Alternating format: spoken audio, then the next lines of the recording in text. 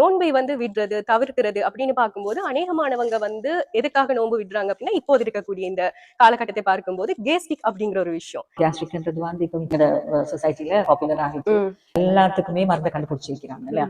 அப்படி they can use very nicely all these medicines and sir டைம்கள்ல அந்த குளிர்சால பாவிச்சுட்டு நோம்பு பிடிக்கிறவங்க தாராளமா ஆயிக்கிறாங்க. ஆகவே ஹெக்டிக் ஆயிக்கிறார்கள் கூட அவங்க அப்படி கூட நோம்பு தவிர்க்க நினைக்கல. அடுத்ததுதான் கம்ப்ளீட்லி எங்க டாக்டர் இந்த சாப்பாடு மெத்தட் வந்து ராங்கா இருக்குது. நோம்பு தொண்டோன்னு சொல்ற மாதிரி ஆயில் சாப்பாடுகள் இப்படி நெஞ்சகத்துறதும் பாந்தி வர்றதும் அண்ட் பௌரவிங்கிறதா இப்படி எல்லாம் குழப்பங்கள் தெரிஞ்சு கொண்டு அதான் சாப்பிடுவாங்க.